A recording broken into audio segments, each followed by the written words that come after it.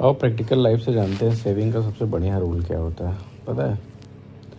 50%, कम से कम 50%। जितना भी आप कमा रहे हो ना उसका 50% आप सेविंग में डालो। अब पूछोगे 50% सेविंग में कैसे डालें? तो सपोज दैट आपने करियर की स्टार्ट की 10,000 रुपये से। अब आपको तो ज़रूरत रहेगी पैसों की भी, बट अपने आप को मान के चलो कि भाई मैं 5,000 ही कमाता हूँ। अब 5,000 में अब आप अगर खाना पीना अपना जो भी मैनेज करना है खर्चे, वो 5,000 में करो। 5,000 आप साइड में डाल दो। और वो साइड में कहाँ डालोगे? 5,000 जो 50% बचे उसमें से क्या क्या करोगे आप?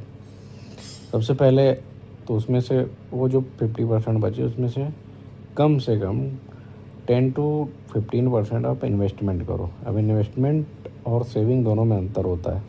इन्वेस्टमेंट लाइक आप म्यूचुअल फंड्स में डाल दिए, गोल्ड में डाल दिए, ये हो गई। रियल इस्टेट में डाल दिए, रियल इस्टेट के स्टॉक्स आते हैं उसमें डाल दिए, तो ये हो गया इन्वेस्टमेंट। दूसरा इन्वेस्टमेंट आप क्या कर सकते हो? जैसे मान लो 5,000 है तो 5,000 में से 10% उसका कितना हुआ? 20% कितना हुआ? 1,000 रुपये। 1,000 आपके उसमें चले गए। अब बचे उसके 30%, तो लगभग कितने हो गए? 30% आप 1,500 रुपये के आसपास लो उसमें डाल दो, एफडीज़ वगैरह में। और ऐसे ऐसे करके पैसे को 3-4 जगह डाइवर्सिफाई कर दो। तो एफडी, स्टॉक मार्केट, गोल्ड और रियल इस्टेट, ये 4 जगह पैसे लगाओ। बहुत जल्दी अमीर बन जाओगे। और नियमित रहो। और अमीर बनने के लिए कम से कम 10 साल आपको चाहिए।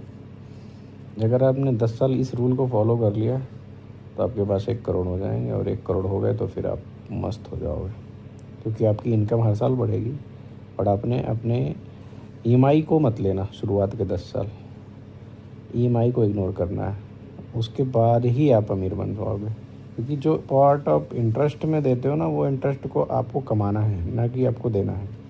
ये लाइफ का सबसे बड़ा लेसन है मेरी तरफ से, क्योंकि मैंने प्रैक्टिकली 10 साल काफ़ी सारी ईएमआईज़ वगैरह पे की हैं। तो उसकी वजह से मुझे चैलेंजेस काफ़ी फेस करने पड़े। मैं आप लोगों को बना रहा हूँ वीडियो ये। जो भी मेरे भाई हैं, छोटे भाई या फिर बहनें हैं, उनको ये सब ध्यान देना चाहिए।